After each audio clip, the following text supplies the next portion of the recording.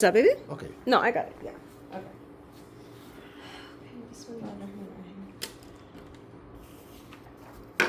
Okay. So I am going to start where we finished off last time. We were talking about all of our different prophets, and we were talking about how they had very similar practices, almost identical. I mean, maybe they varied in form, but in essence, they were the same, right? And I will remind you that when they were looking out and seeing the problems in their community, in their people, in their guidance, something in them knew that something was wrong. And maybe they didn't have a word for it, and they didn't understand why they disagreed with it so strongly, but something in them looked out at the condition of their people and said, I don't agree with this. So they had to go sit silently to understand what it was that they were feeling on the inside. What was this conflict? And what was talking to them? Why not just be normal? Why not just be like everybody else and fall in line and don't ask questions and just do what my dad did? And just follow along in the paganism or whatever it is that they were doing with their idol worshiping, right? Why was there something inside of them telling them that they needed to go think about this by themselves, silently, fasting, right? They went into their retreats with a purpose. They weren't just going out there because they wanted to go camping, right? Like they weren't just going out there because they just wanted to smell some fresh air. They were going out there because they were dealing with some really big problems in life. And the conflict was not just external, it was internal as well. There was an internal conflict between what their tribes and their forefathers were telling them to do and what they believed or that they knew inside of them, even before they were considered prophets. Before the moment when they were just regular men, right? They have not been given their title yet. They're not a messenger yet. Like we know the moment that they became messengers. It's written for us. We know that it was a point in their life where they were a man and then they became a messenger, right? So what's that point, right? And how do we access it? Because I think a lot of the times what I'm seeing, people might worship a prophet, they might elevate a prophet, they may make the prophet their master, they may mimic a prophet. They grow a beard and they have a really nice outfit, and there's nothing wrong with that. These things are beautiful. Like when you copy someone, this is the ultimate form of respect, right? You're showing them that I love your way. But I think what we don't do is we don't look at what was going on inside. How do we copy them from the inside, not just from the outside? And so today we are going to talk about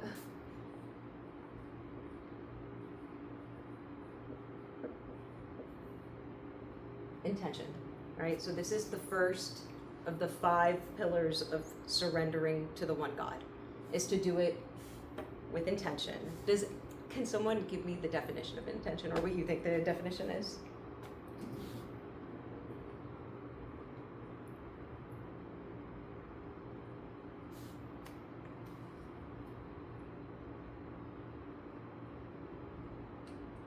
I mean, undertake, it's to undertake something with determination, focus,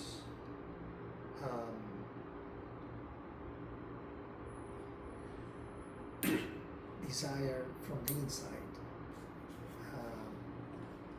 That's what I would say. That's exactly right. Okay. So this is the dictionary, is what it said.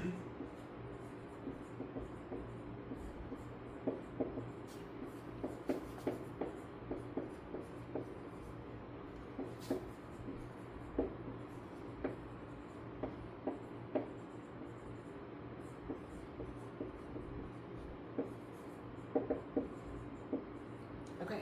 It is a direction, aim, or purpose that comes from deep within, very deep within us.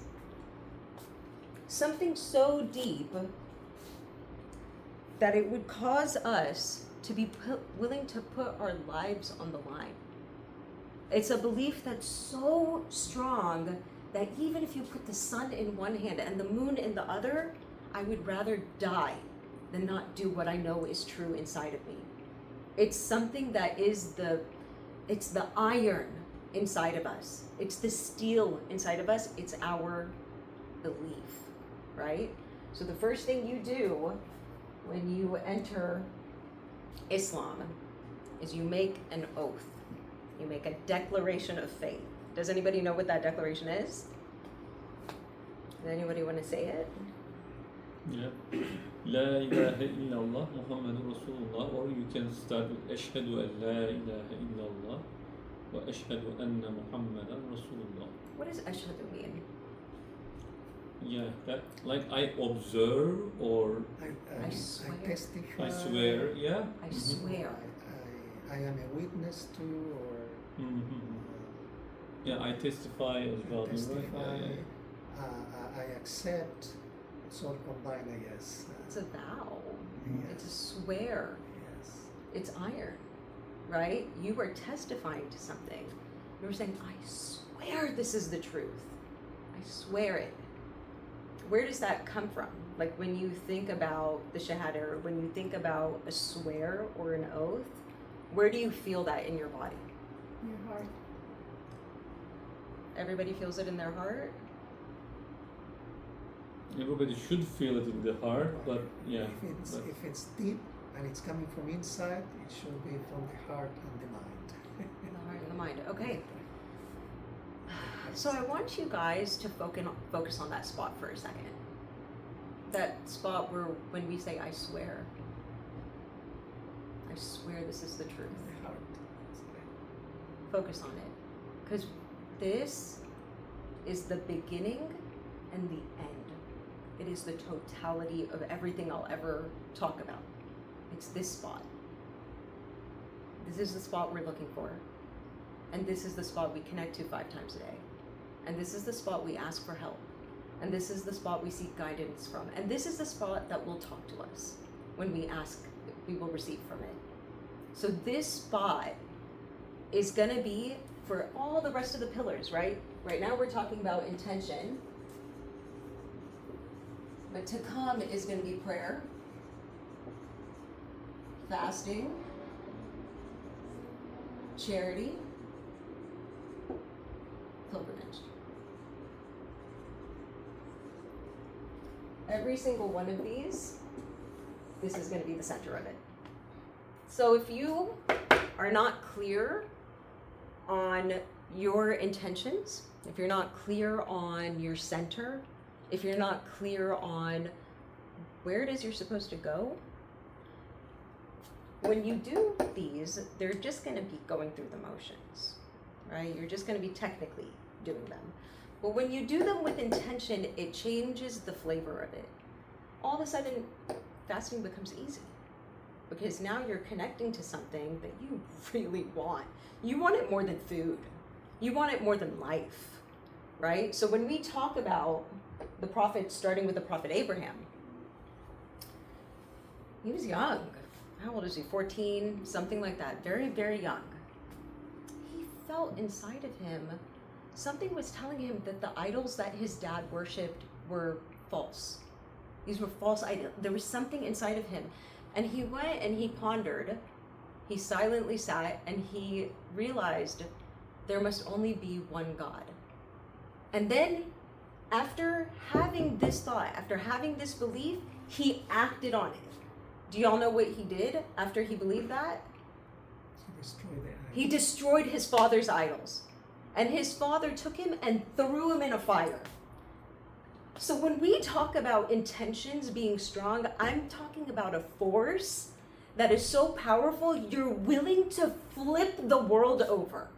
You are willing to flip it over and you don't care about the consequences. I'm talking about power. I'm not just talking about something that's like, oh, ashhadu an la ilaha illallah, assalamu alaikum, brother, you know, like, okay, let's go through the motions. I'm talking about something that is so deep that it's my world, it's my life. We look at Moses after Abraham, right? Moses, his brother was the God of that time. His brother thought he was God. His brother was the Pharaoh. He was raised with the Pharaoh in the palace. His brother thought he was God.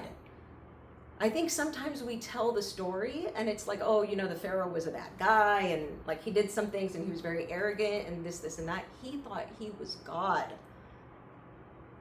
And now his brother is coming to him and saying, you're not God.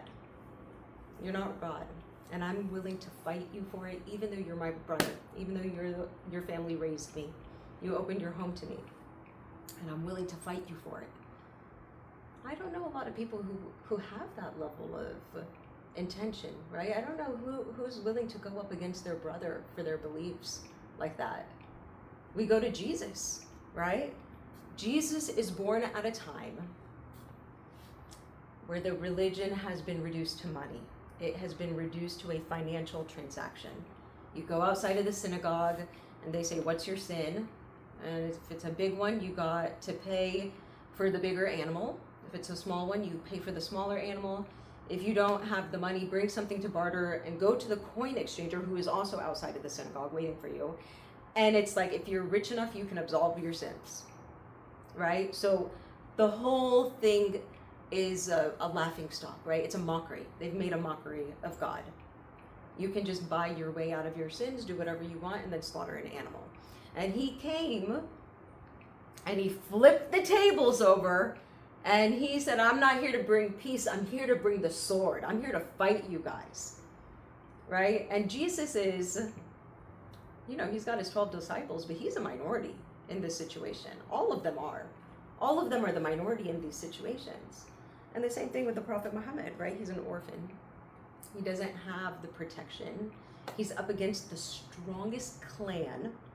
And even though they're his family, they're ready to kill him, right? And it's the same thing. He's seeing them do things that are wrong. He's seeing the idols being worshipped. It's not sitting right with him. And now he's ready to fight his family. He's ready to go against the most powerful clan of his time. And it's because there's something inside of him, right? And so we're looking at all the different prophets and we're seeing that every single one of them is coming to break something, coming to change something, coming to reveal the truth. And it is a beautiful message, but the work of doing it can be, you have to really get your hands dirty sometimes to do it, right? And in order to get your hands dirty, you have to really believe it, right? I don't know many people who are willing to change the world on a whim, right? It's something that you have to believe it so strongly that you're willing to die for it. And we see that. We see that very clearly. So what do we think their intention was? What do we think? And just as a hint, they all had the same intention. It was identical. Every single one of them. What do you guys think their purpose was that was coming from deep within? Why were they doing what they were doing?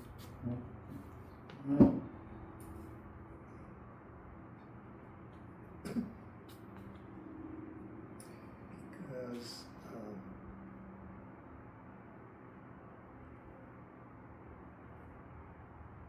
this is, the question is before or after they receive the That's a really good inspiration? question. I'm going with after, but before is a different answer, so you're right about that. After they become prophets. Well, there are different ways of approaching it, right? So the question is why they were doing. What was their intention? Why did after they got the message? Why did they do what the message told them to do? What was their intention? Well, was to first of all, they receive a message that gave them answers they were looking for. And once they receive that message from their own creator, then, obviously they need to, it's a search, it's always a search of knowing and ascending and coming closer to the creator. So they were doing it, first of all, because it's a message from the Creator. Second, because it's a message to make the world, oneself better, and the world a better place. And it's a message that transcends this existence, gives us answers. I know I'm stretching the answer, but maybe you're looking for something more focused. But they've received direct inspiration from the Creator, so that by itself it's a strong force inside of you. But at the more, and then they come all the other aspects of it, right? I mean, you want to, of course, please your Creator. You want to align yourself with the Creator expects from us. You know that is good for you, is good for others, and ultimately, you know, we all want to. We become convinced we're going back to the Creator, and we want to do what He wants us to do, and then we understand that will make us happy, will make us full, and that's just a question. That's it. That was I think that was the most conclusive. Like that was the most complete answer, and yeah, like you really thought a lot. Like you basically taught the whole class, but yes, that is. I stopped at the very beginning. I stopped at the first thought. Like, what is their first thought in terms of the vow? I swear, right? What is their I swear? Their hardcore belief, their iron belief. I swear.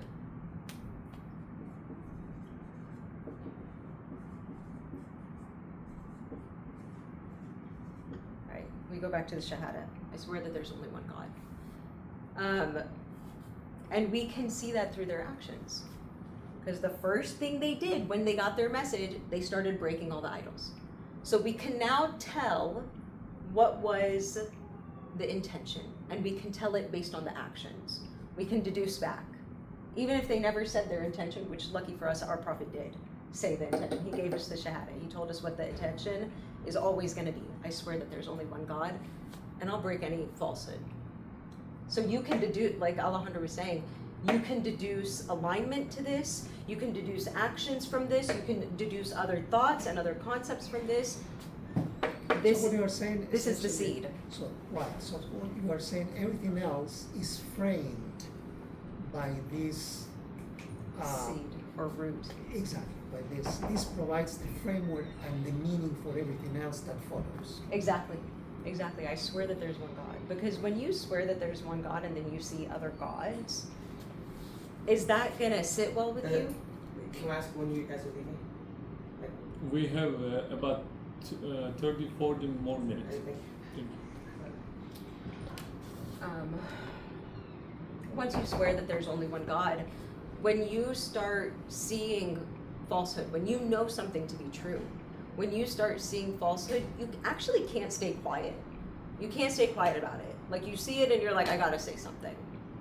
I've got to tell people that they're literally, I love you people. I'm not doing this to hurt you or to upset you. I'm doing this because I want you to take the right path. I want you to take the path that's going to take you from slavery to all of your desires and all of your attachments and all your expectations of this life. I want to take you away from that and show you the only thing that's true. The only reality that we have. It's only one reality. But you're so distracted with all of these different fragments, and you have no idea this is all sand. You're playing in a sand pit. You guys don't understand it, and I'm trying to bring you to this truth. I can't sit around and watch people that I love make those kinds of mistakes. You know, like, and especially when you believe they might go to hell, they might suffer, right? Their ignorance is causing them real harm. And they just don't know what they don't know. You know, it's like you're not holding it against them, but you still know what you know. And so it's like you're not going to stay quiet to make them feel comfortable anymore. So we're seeing that happen with all of the prophets. And we talked about finding that spot in our hearts. And that spot is really, really important because every time we pray, every time we put an intention out from the world, it springs forth from that spot. Right? So when Alejandro is teaching about the awe of Allah, it's coming from that spot. When Osman is welcoming people, when he's welcoming them to Allah, this is coming from his heart. I bet he could do it all day. Just welcome people to God. I bet he wouldn't even ask a question about where did you come from or where are you going. He would just say welcome. I don't think he would ask another question outside of that. And mashallah. Mashallah, if you've ever received a hijama session from Sister Fatima, you clearly know she's offering it from the depths of her heart. You can actually feel it because once you connect to that currency, because it's an energy, it will animate you and it will frazzle you if it gets big enough, right? You can't sit down. You won't be able to sit down if you know somebody needs to be welcomed. You're not gonna sit and be lazy about it. You're gonna jump up and be like, brother, yes, this is your home now. Welcome, come, we want you, right? Like if there's somebody who wants to learn about the Allah and they're like, can you please tell me about it? You're not gonna be like, get away. You're gonna be like, let's talk. Let me give you a couple of samples, or let me hear what you need to know. Like, let me give you the most thorough answer I can give you, right? And you could do it endlessly, tirelessly, because you love it so much. You do it for yourself. It feels so good. That is an everlasting spring. It is a Zamzam inside of us. We can access this water anytime we need it, and it will wake us up in the dead of night. It will wake us up in the dead of night. It's so powerful. The amount of power that we have inside of us when we are connected to this spot, it's undeniable. It is tangible. Everybody keeps asking me, like, show me God. If he's real, show me. And I'm like, can you not feel the power that you have inside of you when you are following his will over your life? And his will is going to be different, right? Like, I probably think that Alejandro is not as good of a healer as Sister Fatima. I don't think that's his talent or his skill. I think it's hers, right? I don't think I'm as welcoming as Osman. I think I'm actually a little bit of a springy guy. You know what I'm saying? Like, I've got some harsh words sometimes. I know it. So, but Osman is not. Like, he's going to be sunshine. Yeah, and he can be sunshine 24 hours a day because the light is illuminating him. It's not his light. It's a light that's coming through him. But he obeys it. He doesn't cross his light. He obeys the light. He is a servant of that light. When the light says go welcome people, he jumps because he's obeying this command that is coming through him. This is his intention. And our intentions feed into our life's purpose. And I'm not going to cover life's purpose because it just goes beyond the level of what we're going to talk about today, but it is very related. They're brother and sister. So now that we know that this spot exists, we know we can talk to it, we know we hear it, we know it controls us, it moves us, we act on it. It's as real as anything else inside of us. It's real. How do we talk to it? How do we communicate with it? How do we get information from it? How do we ask it questions? How does it guide us? Because it certainly guides us. God has a name in Arabic. It's called Al-Hadi. Al-Hadi is the guide. The guide is real. I know he guides me. I watch him guide every single one of you. I can see it. It's clear you're guided. There's no doubt in my mind about it. You know where the connection is, whether it's cognizant or not, and you act on it. So for me, I know you guys know exactly what I'm talking about. And we can talk to this thing. We can talk to this intelligence that is beyond me. It's inside of us. It moves us. It guides us. It tells us what to do, and we can talk to it. Does it speak English? Sometimes. We can translate it. We can translate it into any language. It's transferable because a smile is a smile in every language, right? We know what a smile looks like in Chinese, and we know what it looks like in Turkey, and we know what it looks like in America, right? A smile is a smile. And so that's exactly how the communication inside of us is.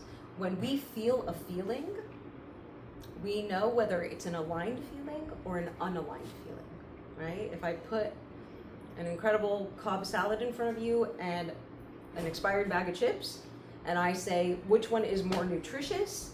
You don't need to go grab a Quran or a Bible. You don't need to ask ChatGPT.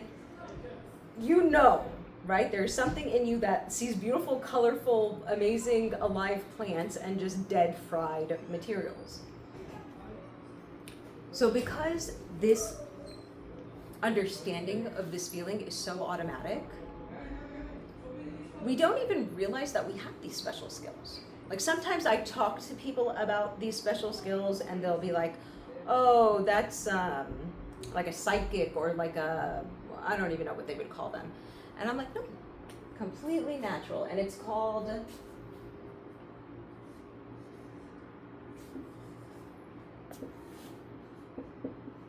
intuition. I hope I spelled that right. Intuition. Yeah. Okay. Intuition. Does everybody know that they have intuition? Does anyone? What does intuition mean? That's a good start. Because we're going in for every single thing we talk about today. Does anybody can give me a? Both of them, I haven't heard from you. What's intuition? Don't put me on the spot. Yeah, no, I am gonna put That's you not on a the good teacher practice. Yeah, but It's something that Bismillah just comes to you. it just comes to you. Okay. Let me see what the dictionary said about it. I hope I wrote it I'll down. go with the 'Cause- dictionary version. Yeah. I thought intention. Okay, well, our intuition is exactly what she said. It's our guidance system.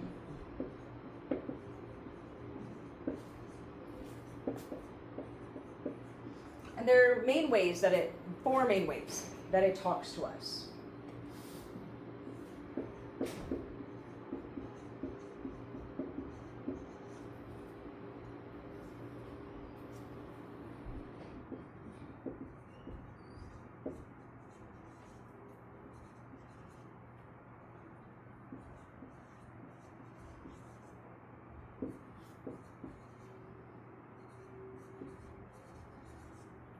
Okay.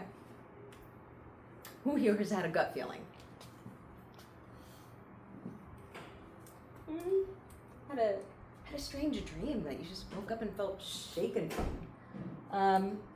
I have never had a sound, but I know some people who have had sounds, but I don't have that one. But I have had a download. Has anybody had a download before? When you say, when you say sound, would that also be voices? Yes. And a download. Has anyone ever just had like an idea hit them out of nowhere? Like a big idea. Would that be like a knowing? Yes. Yeah. Yes. Okay. Okay. So these are the main ways that this intuition, that our inner guidance system talks to us. It tells us things. So the first one is a gut feeling. Does anyone have an example of a gut feeling that happened to them once? I'll talk about it. Tell us. Well, when you have children, it's inevitable. You're going to have a gut feeling, right? you can vouch for that.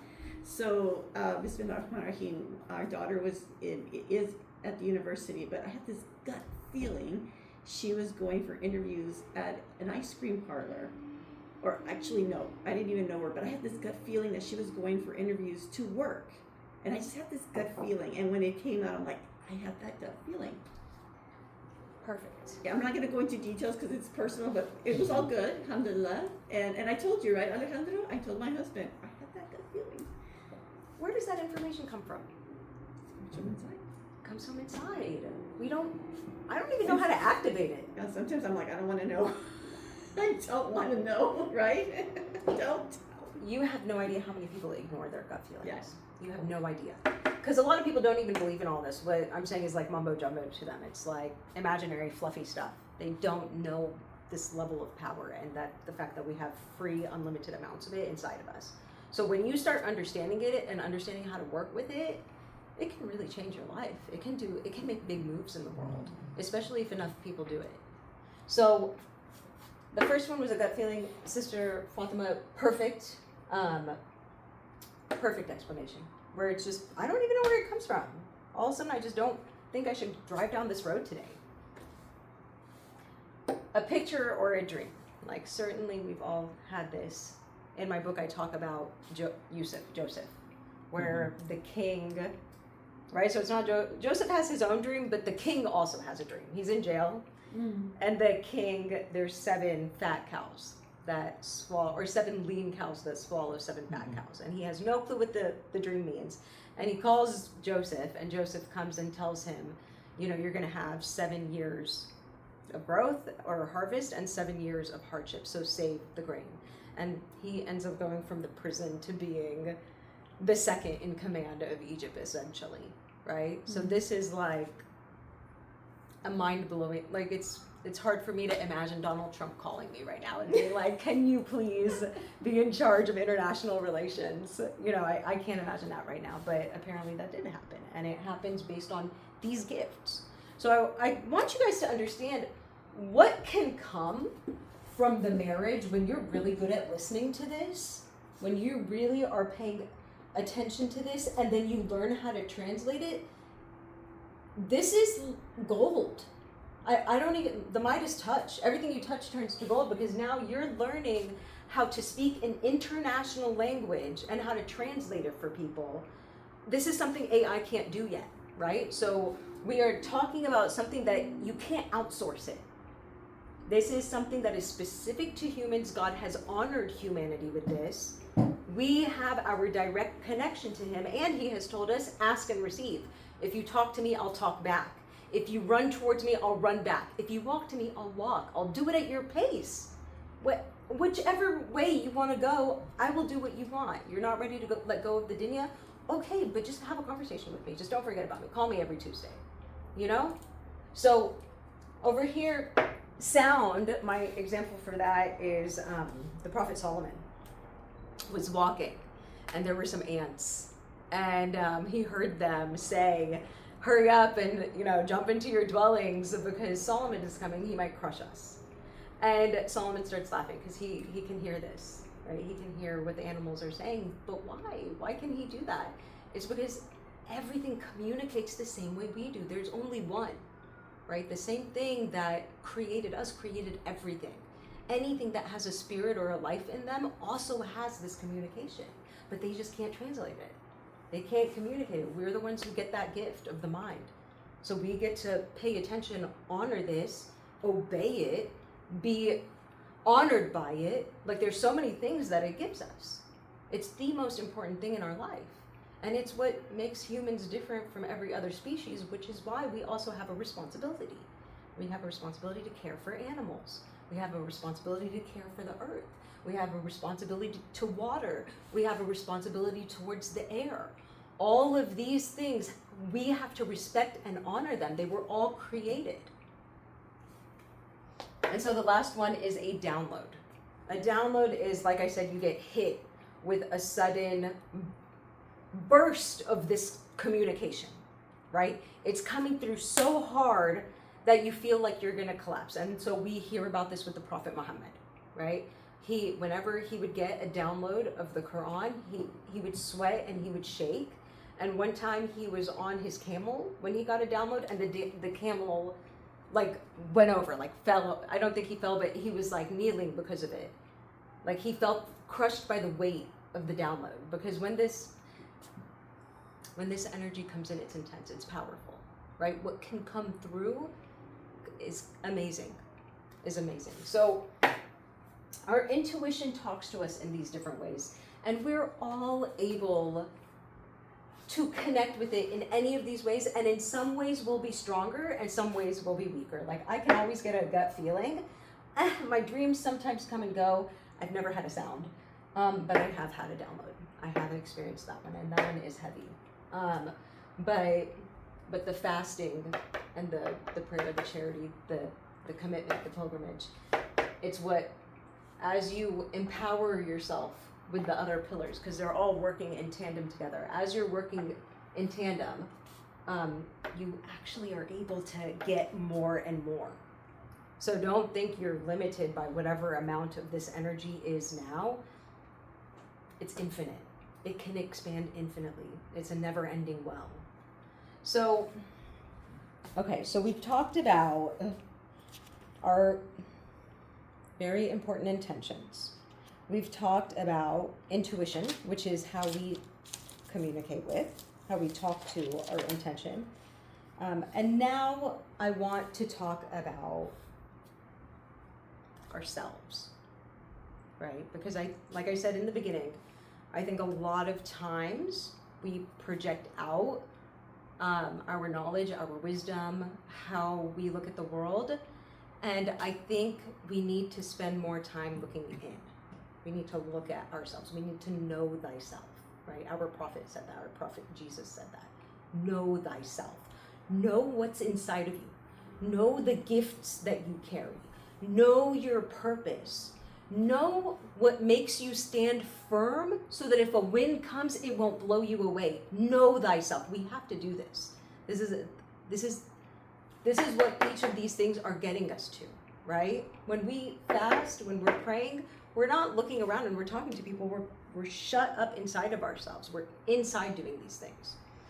So what I'm going to do now is I'm going to talk about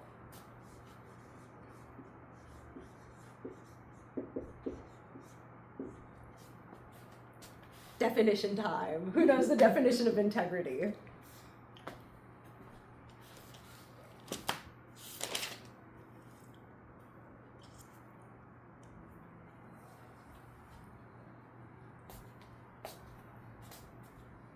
Well, It doesn't have to be a good definition. I mean, I would define it with a synonym. I mean, righteousness. You're talking about characters of integrity. Yes. Yeah.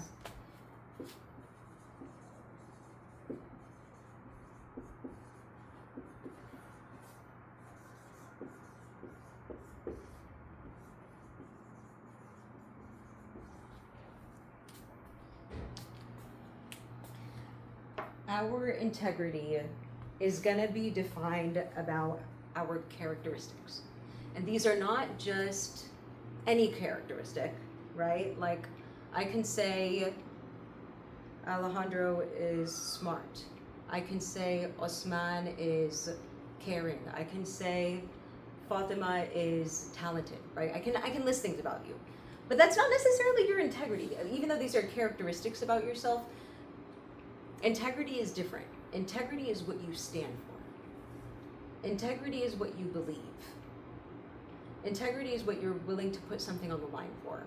It's deeper than that, right? And that's the reason why we're going to look at our standards of integrity now. We're going to take I don't want to say it's a quiz. It's not a quiz. But Oh, an assessment. yeah, that's a good one. We're going to look at ourselves for a few minutes. Baby, do you want to take the quiz too? Okay. Okay, and what you're going to do is you're going to like kind of fold your paper in half long ways. Let me get some pens and I don't know if any of them work. I just took my son's pens and pencils. So inshallah, we find something that works.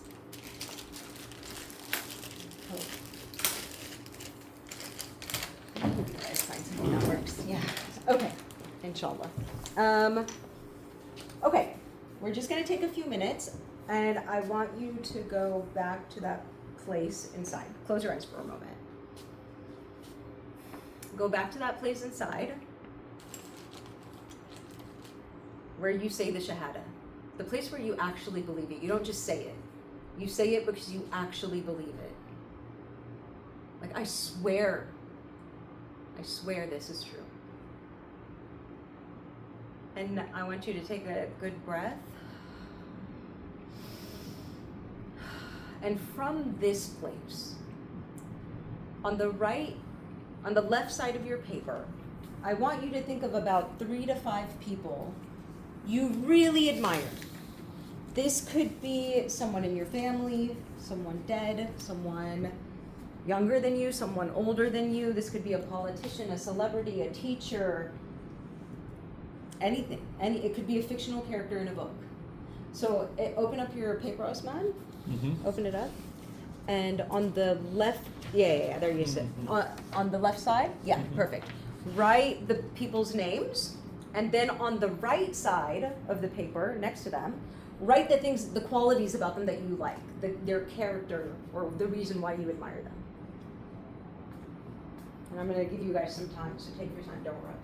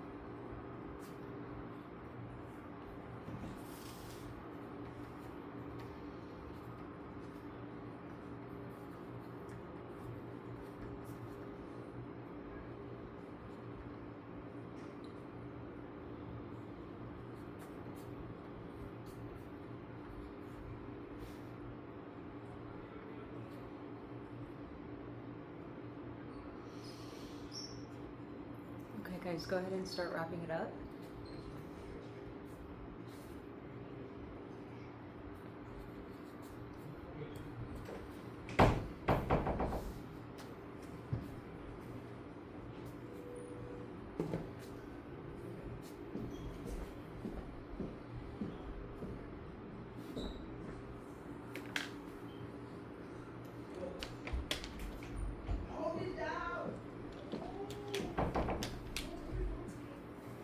Okay. Who's brave enough to share? Who's ready to list some people? I'll go first. So I do have to talk about everyone that's on, or just one person? Let's start and see how far we get. Okay, so I try to. So there's like different people. Like there's two good friends, and then there's my mom, and then of course there's my husband. Okay, so let's start with the first one you listed. So a good friend is Hanan, and I think you said to list the characteristics of that person when you're in your heart. So it's characteristics of Hanan is very loving, in a very pure way, very caring, a connection that sometimes can be intense in a good way, and just above and beyond understanding. Like there's no judgment and no management. You did a perfect job. Hassan, can you share with me? Yeah, I put Said Nursi as my first person, and his characteristics that affect me the most are two actually. That first is his dedication to his mission, and second is how selfless he is in fulfilling his mission. Like it's unbelievable. Like he is so humble, but humbleness is not even sufficient. Like he has a word that made me even consider how it could be said. Like he just, I think Abu Bakr radiallahu anh said the same thing. Like he stated that like if he can do something for the iman, faith of the ummah, that's enough. Like if he ends up being in hell for that, it's fine with him. Like if he can save the iman of the ummah, that's just so powerful for me. So that's those are the two characteristics. Yeah. You went deep. Yeah. You followed the assignment. You did what I asked you to do. Go ahead, Alejandro. Let me just hear the first one. Okay, well, I went very canonical. That's Meaning I put in the first place Prophet Muhammad. yeah. Why? Because I wish I aspired to have the spiritual maturity that he reached. That's kind of a goalpost. So, because of his faith, his character, his divinely inspired wisdom, and what we know, obviously we didn't meet him personally, but what we've learned through history about him, his character. I'm smiling to myself right now because you guys don't know what I've asked y'all to do. But baby, I saved the best for last. Tell me what you wrote down. Yeah. First one. You. Mashallah. Oh, mashallah. That was I beautiful. love it. Her trusting for her message and she always can stand in front of any storm by herself with her life, maybe with something private she have or whatever she have, but she going. Even if she feels something can be falling, but she trusting she can stand and she can keep going. So kind of one of the three things that Okay. So now I'm just gonna give you guys 1 minute because we're done. This was the last thing. I want you to now go through the list of the characteristics, and I want you to feel in your heart the ones that really jump out at you, the ones that really warm you up inside when you just say the word, right? So let's say like devotion or selflessness or beyond loving, whatever it is that you guys wrote. And whatever empty spot you have at the page, if it's at the bottom or to the side, I want you to write down a couple of those characteristics, like maybe 5. Pick 5 and write the ones that light you up the most when you say them. Mm-hmm.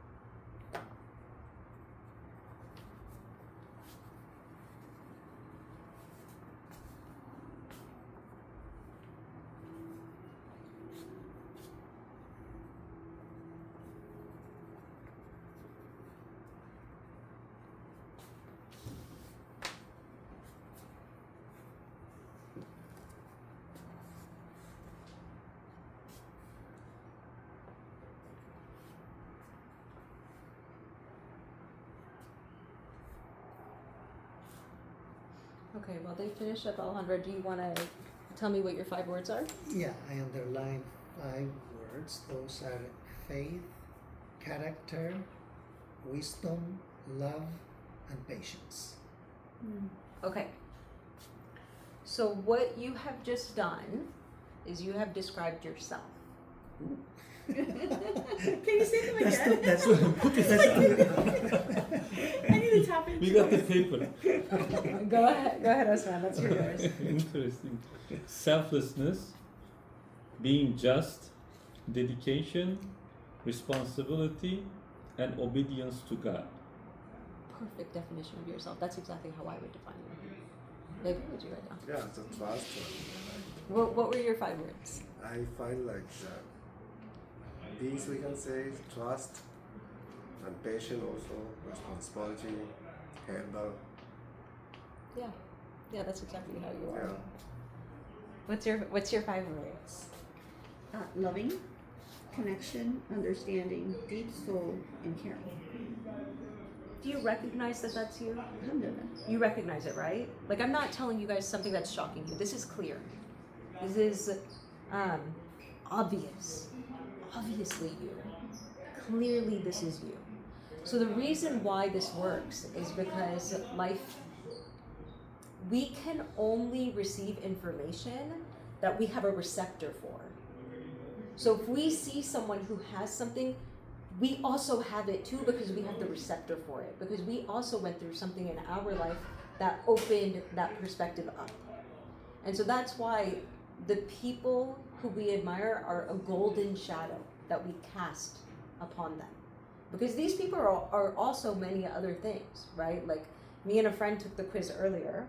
She wrote Abraham because she said that he was always a friend of God and all this other stuff. And I wrote Abraham too, and I said because he fought. He's a fighter. So when you look at people, you're looking at them from your own lens, from your own bias, from your own perspective. You're not really seeing the totality of them. You're seeing what you think they are. And so why I did this is because the whole point of what the next 4 weeks or what my course is about knowing yourself more.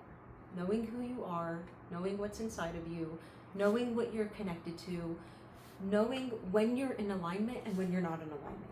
You are in alignment with the power inside of you when you are practicing all of these things, right? And so when you're not practicing these, when you're not feeling selfless, when you're not, you actually feel like you could die. It's the nastiest feeling in the world when you go against your integrity. You break yourself when you break your integrity. That is how important these things are. Some people laminate this and put it up to always remind themselves of who they are so they remember how to get back onto Sirat al-Mustaqim when they fall off.